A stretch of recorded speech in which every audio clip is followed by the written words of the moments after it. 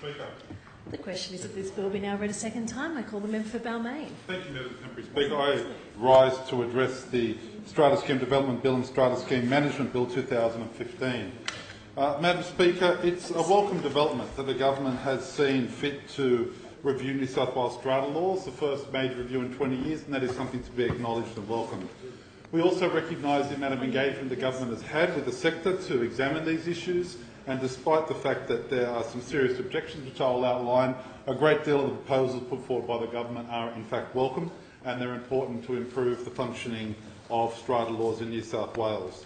In my electorate, the electorate of Balmain, as you know, it's at one of those electorates is at the centre of the problems around affordability in our community, and it's disappointing that the government is proposing that this scheme will somehow add to affordability and to sustainability in strata title developments, yet it doesn't seem to provide the evidence to support that, and in fact it misses some of the key elements that are required in order to address the claims that they've put forward that this bill will deal with.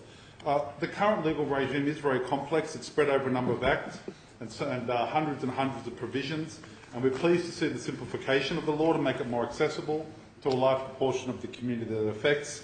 And we'll be supporting a number of the reforms included in the bills.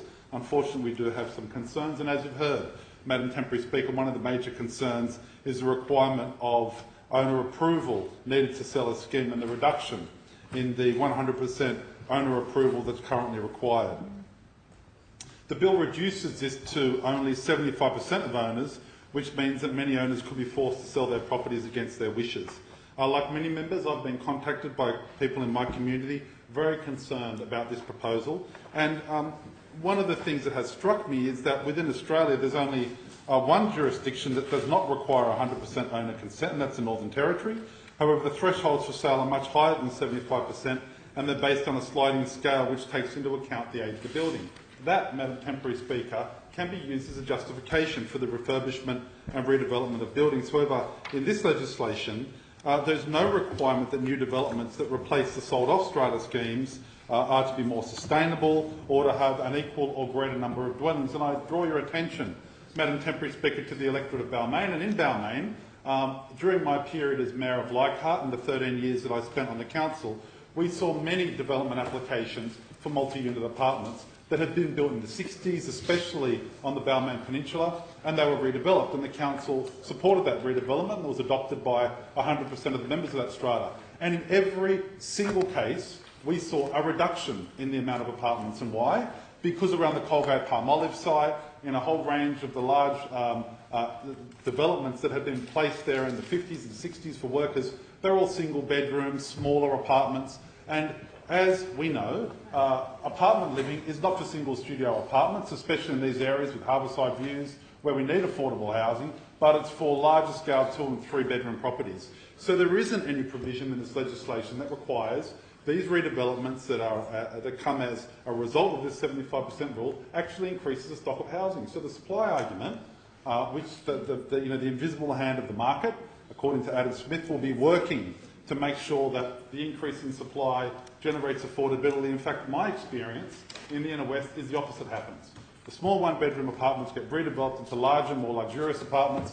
The price of those actually increases, and what we see as a result of the selling of strata buildings and the redevelopment is actually a reduction in supply and an increase in the price of those properties. And unfortunately, that is the case in the experience that I've seen. And I draw your attention to a local Glebe resident who says, when I bought my unit 47 years ago in a brand new building, the prime reason was, quote, nobody can tell me to go.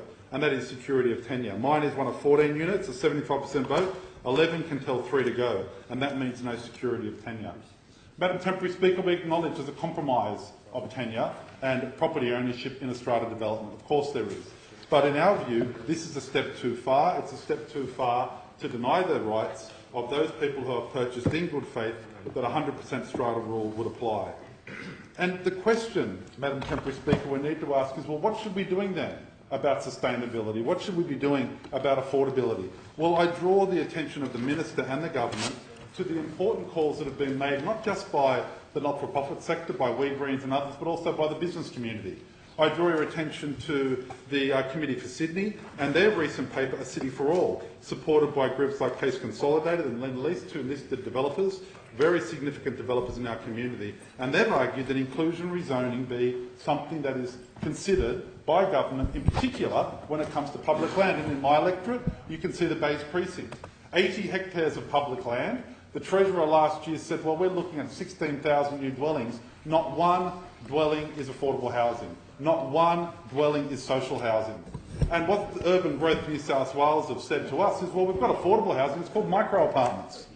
Now, in the electorate of Balmain, a micro apartment will still cost $600,000-700,000 for a tiny studio apartment. So how can the government legitimately claim they're about supporting affordability when, in fact, in the largest redevelopment process which is going on in Australia, the government has not committed one affordable housing dwelling, and that's why we need inclusionary zoning.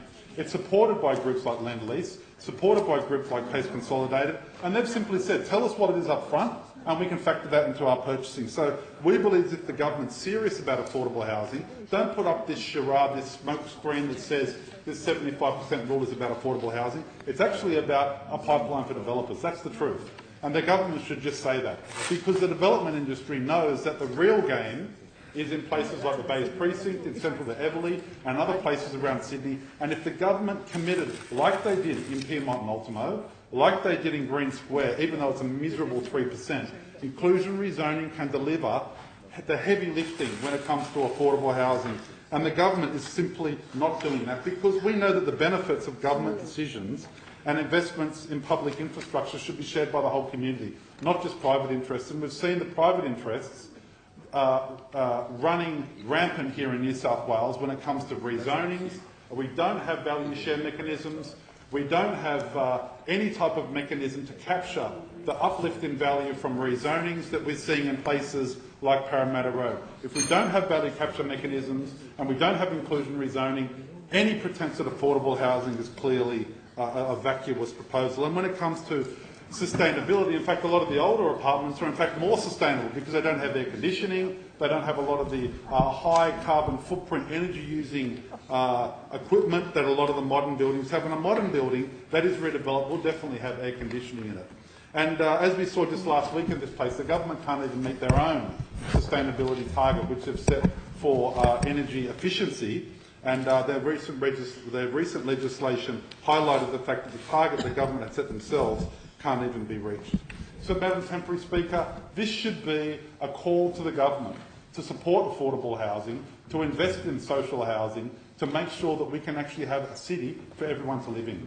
And unfortunately, the 75% rule will not deliver a great deal or any affordable housing. It won't be delivering the sustainability benefits, and I'll be supporting the residents in my community who have expressed serious concern about this approach.